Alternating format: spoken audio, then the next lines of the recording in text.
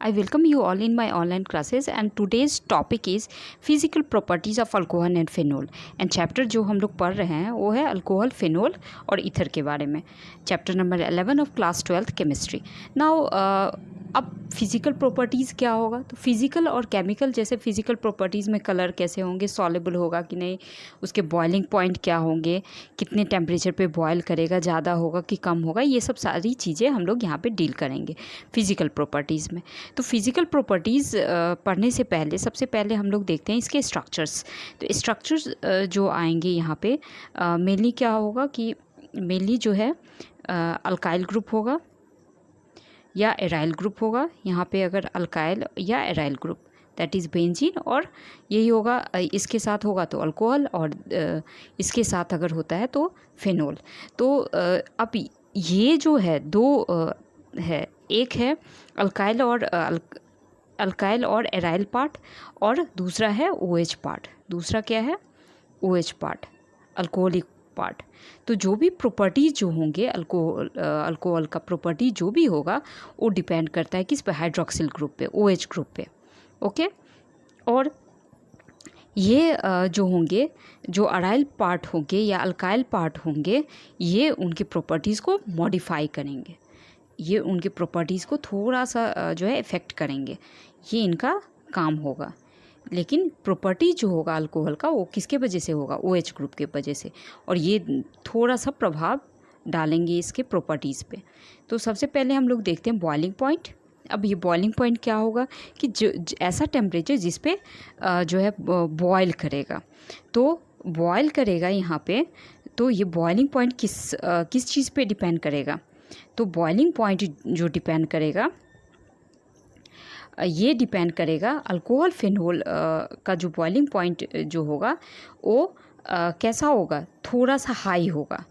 सबसे पहले क्या होगा, ये डिपेंड करेगा OH ग्रुप पे, और ये थोड़ा सा हाई क्यों होगा compare to alcohol, compare to alkane and ether. अब जैसा देख रहे हैं, ये है ईथर, ये है अल्केन।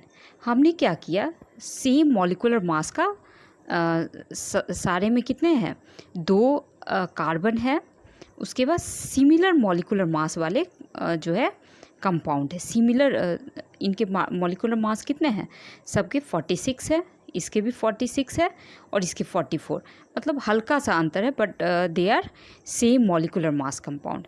बट आप देख सकते हैं इसका जो बॉइलिंग पॉइंट है 351 है, इसका 248 है और इसका 231। तो 351 in case of alcohol and it is in case of ether, और इसके में जो है आप देख सकते हैं 231 है। तो आखिर क्यों ऐसा है, ये क्वेश्चन अराइज होता है। तो ये होता है हाइड्रोजन बॉन्ड की वजह से। तो हाइड्रोजन बॉन्ड जिसके बारे में आप पढ़ चुके होंगे, ये हाइड्रोजन बॉन्ड क्या होता है कि यहाँ पे जैसा हम लोग, एक वीक बॉन्ड है, लेकिन वीक बॉन्ड है फिर भी उसको तोड़ने के लिए तो एनर्जी चाहिए। तो आप देखो हमेशा ये जो हाइड्रोजन बॉन्ड बनेगा, हाइड्रोजन ऑक्सीजन के बीच में, देन जो है नाइट्रोजन जो है नाइट्रोजन हाइड्रोजन के बीच में बनेगा। तो हाइड्रोजन का इन्वॉल्वमेंट जनरली होता है, तो इसीलिए इसका नाम है हाइड्रोजन बॉन्ड है।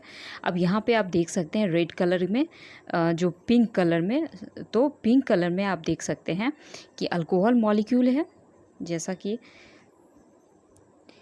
यहाँ पे आप देख सकते हैं ये है अल्कोहल, एक अल्कोहल हो गया, दूसरा अल्कोहल हो गया, तीसरा अल्कोहल हो गया। तो सारे अल्कोहल एक जगह हैं, तो उसके बीच में क्या होगा, ऑक्सीजन और हाइड्रोजन के बीच में बॉन्डिंग हो जाता है, and this bonding is called hydrogen bonding. तो जब हम बॉयल करते हैं, बॉइलिंग का मतलब क्या होता है कि हम लोग दोनों को सेपरेट कर रहे हैं, इस दोनों को सेपरेट कर रहे हैं, अलग अलग कर रहे हैं। अलग अलग करने में थोड़ा सा एनर्जी तो इसमें भी जाएगा, तो ये एनर्जी जो बॉइलिंग पॉइंट के रूप में नज़र आएगा। तो बॉइलिंग पॉइंट क्या होगा, हाई होगा।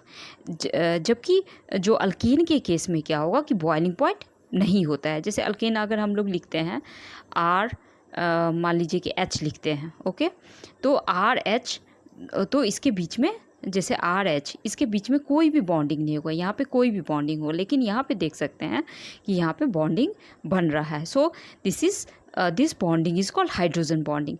तो जो है हाइड्रोजन बॉन्ड फॉर्म करता है किसके लिए, in case of alcohol and phenol. Phenol के केस में भी देख सकते हैं कि हाइड्रोजन बॉन्डिंग जो है इसके बीच में फॉर्म कर रहा है। So due to this hydrogen bonding their boiling point are high, जबकि ईथर और इसके बीच में नहीं होता है। तो आप यहाँ पे जो है हम लोग देख सकते हैं। नाउ अब ये तो समझ में आ गया कि बॉइलिंग पॉइंट जो है हाई होगा। अब हम थोड़ा सा जो मैंने बताया था कि कार्बन चेन पे भी थोड़ा सा प्रॉपर्टी डिपेंड करता है। तो ये तो क्या होगा, बॉइलिंग पॉइंट थोड़ा सा हल्का सा ज़्यादा होगा। बट ये जो अल्काइल चेन किस केस में ज़्यादा होगा, तो अल्काइल चेन दो तरफ से पाए जाएंगे।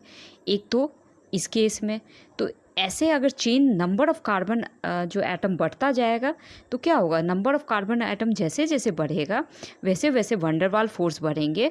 तो वैंडरवाल फोर्स जैसे जैसे बढ़ेगा तो उसको ज़्यादा एनर्जी चाहिए उसको तोड़ने के लिए। कार्बन का नंबर बढ़ेगा तो उसके बीच में क्या है, बॉन्डिंग है, उसके बीच में क्या है, एक फोर्स है वैंडरवाल फोर्स। तो उसको तोड़ने के लिए तो एनर्जी चाहिए। बॉन्डिंग जो वैंडरवाल फोर्स जो होंगे उसको तोड़ने के लिए तो एनर्जी चाहिए। तो ये एनर्जी तो बॉइलिंग पॉइंट के रूप में नज़र आएगा। तो जैसे जैसे नंबर ऑफ़ कार्बन एटम बढ़ेंगे वैसे वैसे बॉइलिंग पॉइंट बढ़ जाएगा। तो अब दूसरा केस होता है कि अगर कार्बन जो है इस फॉर्म में है, in the chain form, N form में है, मतलब एक सिंगल स्ट्रेट चेन है, और अगर कार्बन जो है ब्रांच फॉर्म में है, I am showing you again, branch form में इस तरह का है, यहाँ पे है, यहाँ पे है, या कार्बन चेन जो इस फॉर्म में, हाइड्रोजन हमने नहीं यूज़ किया है, इस फॉर्म में है, कार्बन जो है एक स्ट्रेट फॉर्म में है, 4 कार्बन इस तरह में है और इस तरह में है। तो किस केस में जो है बॉइलिंग पॉइंट ज़्यादा होगा। तो बहुत ध्यान से सुनने की ज़रूरत है। ये इसमें जनरली क्वेश्चन पूछा जाता है कि इस केस में क्या होगा, ब्रांचिंग जैसे ही हो जाता है तो क्या होता है कि सरफेस एरिया कम हो गया। ये इतना जगह ले रहा था, इतना सरफेस ले रहा था, इसका एरिया इतना ज़्यादा बढ़ रहा था, लेकिन इस केस में जब भी ब्रांचिंग हो गया तो एरिया कम हो गया।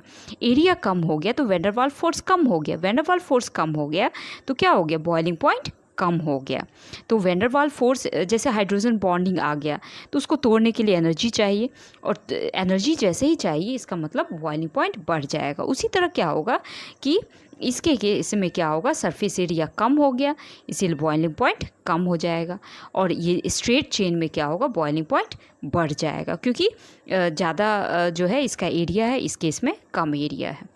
तो इसकी वजह से जो है, और जैसे जैसे नंबर ऑफ़ कार्बन आइटम ज़्यादा बढ़ेंगे वैसे वैसे वैंडरवाल फोर्स ज़्यादा बढ़ जाएंगे, और जिसके वजह से वैंडरवाल फोर्स के बारे में आपने 11th में पढ़ा होगा कि ये किस चीज़ पे डिपेंड करता है। तो नंबर ऑफ़ कार्बन आइटम जैसे जैसे बढ़ेंगे वैसे वैसे, जैसे मान लो कि 3 कार्बन का है, 3 जो है प्रोपेनॉल है और ब्यूटेनॉल है, तो पूछेगा किसका बॉइलिंग पॉइंट ज़्यादा है। तो जो जनरल हम लोग पढ़ते हैं ब्यूटेनॉल का ज़्यादा है। लेकिन ब्यूटेनॉल अगर मान लो कि स्ट्रेट चेन में है, ब्यूटेनॉल जो है इस फॉर्म में है, या ब्यूटेनॉल जो है इस फॉर्म में है, इस फॉर्म में, ओके, ब्यूटेनॉल तो इसका नाम नहीं होगा, बट इस तरह का फॉर्म अगर है, 4 कार्बन है, तो इसका जो बॉइलिंग पॉइंट कम होगा कंपेयर टू दिस। ओके, तो कभी कभी जो है आपका यूज़ करना पड़ता है कि किस फॉर्म में ज़्यादा होगा। तो आई थिंक ये बॉइलिंग पॉइंट समझ में आ गया होगा कि बॉइलिंग पॉइंट, एक चीज़ सामने आई कि बॉइलिंग पॉइंट अल्कोहल के केस में हमेशा ज़्यादा होगा कंपेयर टू ईथर एंड जो है अल्केन। और दूसरी बातें थी कि क्योंकि हाइड्रोजन बॉन्ड फॉर्म होता है। दूसरी बातें थी कि जब नंबर ऑफ़ कार्बन आइटम ज़्यादा होंगे तो बॉइलिंग पॉइंट ज़्यादा होंगे due to Van der Waals force of attraction. Then third जो मैटर था कि स्ट्रेट फॉर्म में जो है वैंडरवाल फोर्स ज़्यादा होगा, जबकि ब्रांचिंग जैसे ही हो जाएगा तो सरफेस एरिया कम हो जाएगा, वैंडरवाल फोर्स कम हो जाएगा, तो बॉइलिंग पॉइंट कम हो जाएगा। तो ये हमने समझ लिया। अब सॉलिबिलिटी जैसे सॉलेबल अगेन जो है इसकी एबिलिटी देखो, बॉइलिंग पॉइंट जो है, बॉइलिंग पॉइंट जैसे हमने देखा हाइड्रोजन बॉन्ड फॉर्म करता है। अगेन वाटर जो है, वाटर में क्या होगा, H2O है, H2O, और अल्कोहल में क्या है, ROH है। तो यहाँ तो बॉन्ड फॉर्म कर सकता है, ये तो बॉन्ड फॉर्म कर सकता है, तो ये क्या हो गया, अगेन हाइड्रोजन बॉन्डिंग फॉर्म हो रहा है, तो क्या होगा, सॉल्युबल होता जाएगा, ये क्या होगा, सॉल्युबल होगा। यू कैन सी हियर, तो यहाँ पे देख सकते हैं ये वाटर है, ये वाटर है और ये है अल्कोहल।